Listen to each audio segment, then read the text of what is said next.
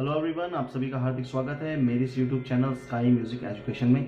एक बार फिर से मैं आप सभी के बीच में एक और वीडियो के साथ हूं।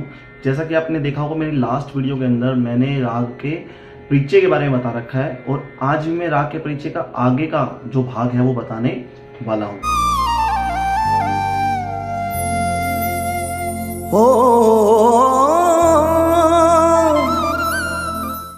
तो आप यहाँ पर देख सकते हैं मैंने काफ़ी ऑप्शन लिख रखे हैं। आपने पिछले वाली वीडियो में देखा था तब भी बहुत सारे ऑप्शन लिखे हुए थे, जिसमें से मैं काफ़ी ऑप्शन आपको करवा भी चुका हूँ। कि मैंने आपको ये बताया था चाहे 9th हो 10th हो 11th 12th MA BA कोई भी आपका लेवल हो, किसी भी क्लास में आप पढ़ते हैं तो राग परिचय लिखने का एक ही पैटर्न है जो मैं आज समझा रहा हूँ।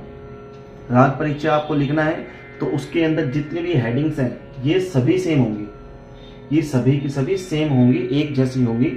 लेकिन बदलेगा क्या इसके अंदर का कि थाट, कि राग का थाट कौन सा है, उसका आरोह अवरोह क्या है, पकड़ क्या है, गायन समय क्या है, जाति वादी संवादी संप्राकृतिक, राग न्यास के स्वर, अंग, वर्जित स्वर, राग की विशेषताएं क्या है। ऐसा किसी भी राग को हम जानने के लिए कह सकते हैं। मान लो आपने किसी भी राग को किया, भैरव किया, बिलावल किया, यमन किया, पूर्य धनाश्री किया, पूर्वी राग किया, मारवा किया, सोहिनी किया, तो उसके अंदर हमें क्या करना पड़ेगा, जितने भी ये हेडिंग्स हैं, कोई भी आपने राग किया, आपके सिलेबस में कोई भी राग है, ये समझ लो आपके सिलेबस में कोई भी राग है, आपने कुछ भी कोई भी राग किया, लेकिन आपको अंदर की हेडिंग्स यही लिखनी पड़ेगी। सॉरी टोटली हेडिंग यही हेडिंग है, लेकिन अंदर का जो उनका परिचय है वो बदल जाएगा कि उसका थाट क्या है, उसका आरोह क्या है, उसका अवरोह क्या है, वह कौन से समय गाया जाता है,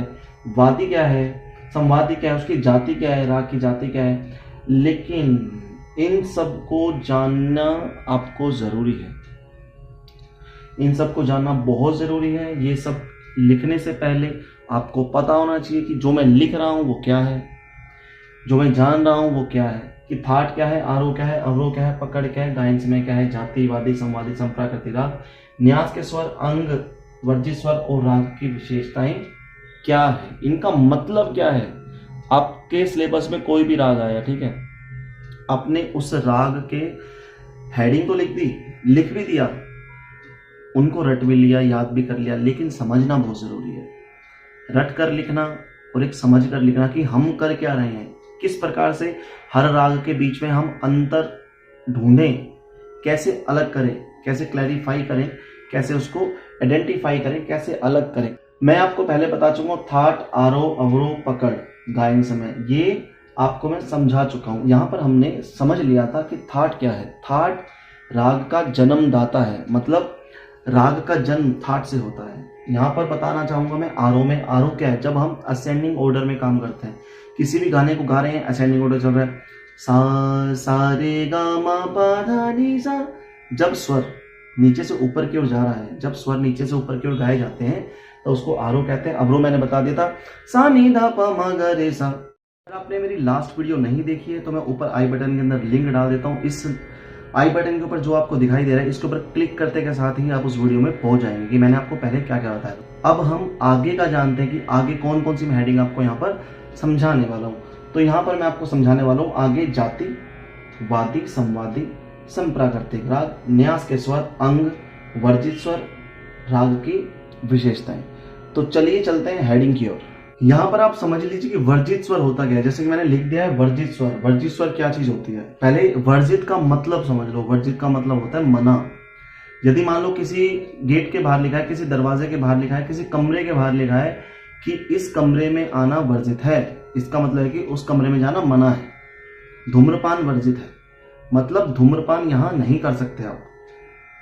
शराब पीकर गाड़ी चलाना वर्जित है, तो आप शराब पीकर गाड़ी नहीं चला सकते। तो वर्जित का मतलब जो नहीं है, जो मना है। तो आप ध्यान से देखिए इन स्वरों की हम ध्यान देते हैं कि सा रे गा मा पा धा नी, क्योंकि सात के सात स्वर होते हैं, सा रे गा मा पा धा नी, ठीक है। और अभी मैं आगे आपको जाति के बारे में बताने वाला हूं, लेकिन वर्जित स्वर देख लो। जब किसी भी राग में कोई स्वर नहीं लगता, अब सा रे गा मा पा धा नी, सातों के सातों स्वर लगे हैं, सभी के सभी स्वर लगे हैं, तो हमें यहाँ पर ध्यान देना है कि जो स्वर राग में नहीं लगता। यहाँ पर अगर मैं आपसे क्वेश्चन पूछता हूँ कि यहाँ पर कितने वर्जित स्वर हैं, तो आप यहाँ पर ये कहेंगे कि यहाँ पर एक भी वर्जित स्वर नहीं है, यहाँ पर कोई भी वर्जित स्वर नहीं है, क्योंकि सभी के सभी स्वर मैंने यहाँ पर यूज किए हुए हैं, प्रयोग किए हुए हैं। अगर मान लो यहाँ पर मैं गा हटा देता हूँ, अगर मैंने यहाँ पर गा हटा दिया तो आप कहोगे कि सर 1 2 3 4 5 6 7 स्वर थे, लेकिन एक स्वर नहीं दिखाई दे रहा, कौन सा? गा। तो इस राग के अंदर गा स्वर वर्जित है, मतलब गा स्वर नहीं लगा। क्लियर? अगर मैं मान लो एक स्वर और हटा देता हूं तो 2 स्वर वर्जित हो गए, लेकिन तीसरा स्वर वर्जित नहीं हो सकता। एक वीडियो में मैंने आपको बताया था कि राग की जातियां क्या होती है। राग की जातियां होती हैं 3, ओढ़व, षाढ़व, संपूर्ण। ओढ़व का मतलब 5 स्वर वाले, षाढ़व का मतलब 6 स्वर वाले, और संपूर्ण का मतलब 7 स्वर वाले राग। तो ओढ़व से नीचे कोई जाति नहीं है, तो इनमें से हम एक स्वर और हटा नहीं सकते। मैक्सिमम 2 स्वर वर्जित हो सकते हैं, किसी भी राग में मैक्सिमम 2 स्वर वर्जित हो सकते हैं, और एक भी हो सकता है या कोई भी नहीं हो सकता। या तो सारे स्वर लगेंगे, या 6 स्वर लगेंगे, या फिर लगेंगे 5 स्वर।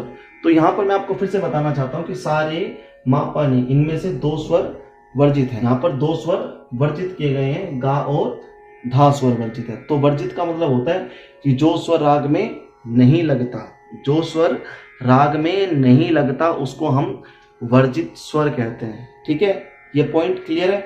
तो चलते हैं हम अगले पॉइंट की ओर। अब हम बात कर रहे हैं वादी स्वर और संवादी स्वर क्या होता है, तो उसको समझ लीजिए। मैंने पहले ही लिख दिया है। वादी स्वर का मतलब है राग के स्वरों का राजा, और संवादी में मैंने लिखा है राग के स्वरों का मंत्री। अब राजा मंत्री क्या है उसको समझ लीजिए। जैसे एक राज्य होता है, राज्य में सबसे ज्यादा काम किसका होता है, सबसे ज्यादा कार्य किसका होता है, और सबसे ज्यादा कमांड किसकी होती है, सबसे ज्यादा पहचान, सबसे ज्यादा रोब किसका होता है, वो होता है राजा का। अगर राजा नहीं है तो राजा ने आदेश दिया है मंत्री को, तो मंत्री का काम होता है। तो सबसे ज्यादा कार्य होता है राजा का, ठीक है, और उसके बाद होता है मंत्री का। तो वादी स्वर का अर्थ क्या है? वादी स्वर वह होता है जो राग में सबसे ज्यादा प्रयोग किया जाता है। राग में सबसे ज्यादा बार प्रयोग किया जाता है, स्वर को सबसे ज्यादा बार गाया जाता है। जैसे मान लो सारे गामा पा धा नी, इन स्वरों में से गा स्वर आपका वादी स्वर है, गा स्वर वादी है, तो गा स्वर को हम बार बार गाएंगे, सबसे ज्यादा बार उसको गाएंगे। और संवादी स्वर का मतलब होता है जो वादी स्वर से कम प्रयोग होता है, लेकिन बाकी के जो स्वर हैं उनसे अधिक प्रयोग होता है। मैं आपको अभी एक एग्जाम्पल देकर के दिखाता हूँ, उसको गाकर भी दिखाऊंगा और आपको एक एग्जाम्पल भी देकर दिखाता हूँ। देखिए, मैं एक एग्जाम्पल से आपको समझा रहा हूँ, ध्यान से समझिएगा।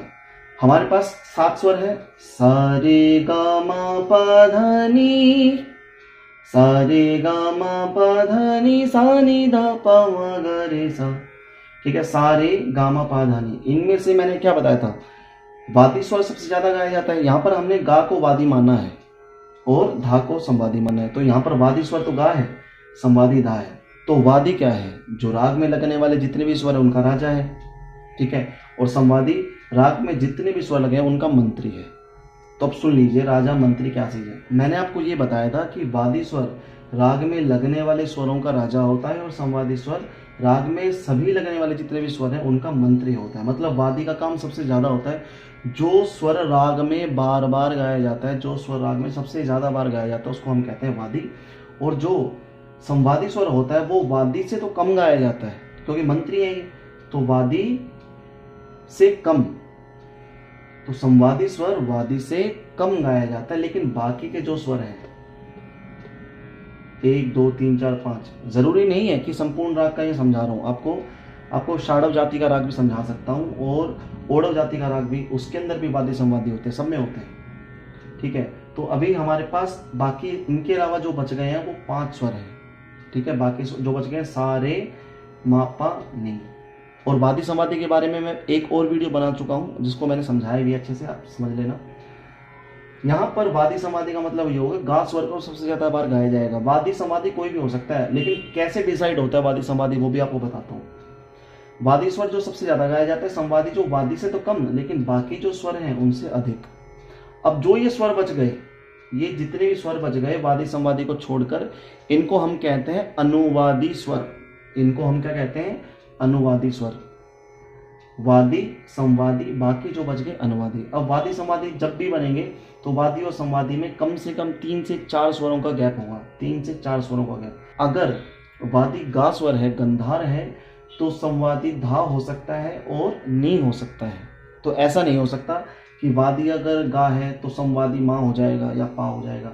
कम से कम 3 से 4 स्वरों का गैप है, जैसे कि मैंने ऊपर यहाँ पर गैप में भी लिखा है 3 स्वर, यहाँ पर मैंने 3 स्वर लिखे हैं।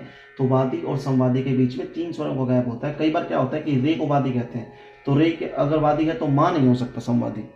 रे अगर यहाँ पर वादी स्वर होगा तो माँ स्वर समवादी नहीं हो सकता, कम से कम पा को होना पड़ेगा। रे पा, रे धा हो सकता है, रे पा हो सकता है। गा के बाद गा धा हो सकता है और गा नी हो सकता है, जैसे सा है तो सा के बाद सा माँ हो सकता है, सा पा हो सकता है। तो ये डिफरेंस होता है, किसी में तो 3 स्वरों का गैप होता है, किसी में 4 स्वरों का गैप होता है। तो ये एक ही अंग में नहीं हो सकते, पूर्वांग और उत्तरांग, वो मैं आपको समझाऊंगा आने वाले टॉपिक के ऊपर। वादी का मतलब वादी इज द प्रोमिनेंट स्वर, जो वादी स्वर होते हैं और राग में सबसे ज्यादा बार गाया जाता है, और जो संवादी स्वर होता है वो वादी स्वर से कम लेकिन बाकी स्वरों से ज्यादा गाया जाता है। वादी तो सबसे ज्यादा गाएगा, वो संवादी से भी ज्यादा गाया जाएगा, लेकिन संवादी वादी से तो कम लेकिन 1 2 3 4 5 अनुवादी स्वर से ज्यादा गाया जाता है। बाकी वादी और संवादी को अगर हटा दें तो अनुवादी बन जाता है, लेकिन हमें राग परिचय में अनुवादी स्वर लिखने की आवश्यकता नहीं है, तो मैं यहाँ पर आपको वादी और संवादी ही समझा रहा हूँ। नेक्स्ट टॉपिक पर चलते हैं। तो अब मैं बात कर रहा हूँ यहाँ पर नेक्स्ट टॉपिक, जो कि है समप्राकृतिक राग। अब समप्राकृतिक राग क्या होता है, पहले उसको समझ लो कि समप्राकृतिक क्या है। मैंने दोनों का संधि विच्छेद किया है। समप्राकृतिक, सम का मतलब होता है समान, एक जैसा, सेम, मिलता जुलता। प्राकृतिक का मतलब नेचर, स्वभाव। देखिए, यदि हम राग भोपाली कर रहे हैं, ठीक है, राग भोपाली का परिचय लिखने को कहा गया है, तो वहां पर राग भोपाली का समप्राकृतिक राग क्या है, वो है देशकार। यहाँ राग भोपाली और राग देशकार, इन दोनों की प्रकृति सेम है, मतलब समप्राकृतिक, उनके स्वर एक जैसे हैं, गाने का तरीका थोड़ा बहुत एक जैसा है, ठीक है। तो जो उनका कुछ ना कुछ ऐसा मिलता जुलता राग क्या है, मिलता जुलता मतलब, मिलता जुलते का मतलब है कि समान प्रकृति वाला, मतलब सम प्राकृतिक, किसी भी राग की प्रकृति किसी दूसरे राग से मिल रही है। सम प्राकृतिक, सेम नेचर, मिलता जुलता राग। तो सम प्राकृतिक राग को हम मिलता जुलता राग भी कहते हैं। प्राकृतिक राग का मतलब यही हुआ कि समान प्रकृति वाले राग, मिलते जुलते राग, सम प्राकृतिक, सेम नेचर वाले राग। आइए चलते हैं नेक्स्ट टॉपिक की ओर। यहाँ मैं बात कर रहा हूँ अंग क्या है। अंग को समझ लीजिए, यहाँ पर मैंने सा रे गा मा पा धा नी के साथ एक स्वर ऐड किया है, जो कि है सा। तो सा रे गा मा पा धा नी के साथ सा स्वर को ऐड करने से, तार सप्तक के सा स्वर को ऐड करने से, इनको हम 4 स्वरों के हिसाब से बांट सकते हैं। एक तो सा रे गा मा, इसको डिवाइड कर दिया मैंने, पा धा नी सा, ठीक है। षडज, ऋषभ, गंधार, मध्यम, पंचम, दैवत, निषाद, फिर षडज, ये तार सप्तक का षडज है। इन दोनों को हमने अलग अलग बांट दिया है। तो जो ये सा से लेकर मा तक है, ये तो है हमारा पूर्व अंग, अंग पूर्व अंग बता रहा हूं, पूर्व अंग। ये है उत्तर अंग। पूर्व अंग का मतलब होता है ईस्ट, ठीक है, ईस्ट पार्ट। उत्तर का मतलब हुआ नॉर्थ पार्ट। अब देखो क्या हमको ध्यान देना है, यदि वादी स्वर, यदि कोई वादी स्वर, ठीक है, वादी स्वर, कोई भी वादी स्वर, इनमें से कोई भी वादी स्वर, यदि वादी स्वर इस एरिया में है, यदि वादी स्वर इस अंग में है, पूर्व अंग की ओर है, ठीक है, यदि वादी स्वर पूर्व अंग की ओर है, तो सा है, रे है, गा है, मा है, तो वह तो पूर्व अंग का वादी स्वर कहलाएगा। पूर्व अंग का वादी, जिसको हम कहेंगे पूर्वांग वादी, तो वह राग इस जोन में चलेगा ज्यादा, क्योंकि मैंने क्या कहा था, वादी स्वर सबसे ज्यादा गाया जाता है। जब गंधार वादी है, रे वादी है, मा वादी है, सा वादी है, अगर पूर्व अंग का कोई भी वादी स्वर है, तो जाहिर सी बात है कि वह राग पूर्व अंग की ओर ही ज्यादा गाया जाएगा, क्योंकि वादी स्वर के ऊपर राग टिका हुआ है। क्लियर। यहां पर हम बात करें उत्तर अंग की। यदि वादी स्वर को ध्यान रखना, यदि वादी स्वर पा है, धा है, नी है, या फिर तार सप्तक का सा है, तार सप्तक का सा, ये भी बताऊंगा कि सप्तक 3 प्रकार के होते हैं, किस तरह से उनको समझें वो मैं बताऊंगा आने वाली वीडियो में। तो पूर्व अंग, उत्तर अंग, यदि वादी स्वर उत्तर अंग में है, नॉर्थ पार्ट में है, तो उसको कहेंगे उत्तरांग वादी। उत्तर अंग का वादी स्वर, पूर्व अंग का वादी स्वर।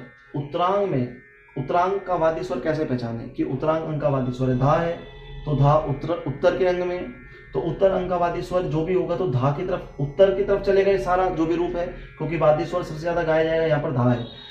धानी धानी धा सानी धा धा धा पा धा धा धा गा मा पा धा धा धा नी धा धा धा सानी धा धा पा धा धा धा। धा स्वर को मैं ज्यादा गा रहा हूँ, तो इससे जाहिर हो रहा है कि आप कहोगे सर आपने उत्तर अंग का वादी लगा रहे हो, आप उत्तरांग वादी राग है ये। क्यों है भाई उत्तरांग वादी राग? क्योंकि सर आप जो धा स्वर है वो उत्तर अंग में और बार बार धा ही गा रहे हो, तो ये तो जाहिर हो गया कि धा जो आपने गाया है वो वादी स्वर है। अब पता कैसे चलेगा पूर्व में उत्तर में? क्योंकि वो उत्तर अंग का वादी है, क्योंकि उत्तर अंग में गा रहे हैं, नॉर्थ पार्ट में गा रहे हैं, तो पूर्वांग वादी राग, उत्तरांग वादी राग। अगर किसी राग का वादी स्वर पूर्व में है तो पूर्वांग वादी राग, उत्तर में तो उत्तरांग वादी राग, मतलब सारेगामा है तो पूर्वांग वादी राग, और उत्तर में पाधानीसा है तो उत्तरांग वादी राग कहलाएगा। आज मैं आपको यहीं तक बताने वाला हूं। मैंने आज आपको बताया है वर्जित स्वर, वादी, संवादी और संप्रकृति राग और अंग। तो ये पार्ट आप सब ध्यान से सुन लीजिए, समझ लीजिए। आने वाली वीडियो में बहुत ज़्यादा मिलेंगे, और ये जो पार्ट आ रहा है अगला, इससे अगले वाला जो भाग है वो बिल्कुल फाइनल होगा। उसके अंदर आपको राग के बारे में बता दिया जाएगा। उसके बाद हम राग की चर्चा करेंगे। अलग अलग क्लासेस की अलग अलग राग है, तो उसके बारे में हम चर्चा करेंगे। तो बने रहिए मेरी इस वीडियो के साथ। अगर आपको ये वीडियो समझ में आया है तो आप इसको लाइक कीजिए, कमेंट कीजिए, शेयर कीजिए और मुझे अपना आशीर्वाद दीजिए।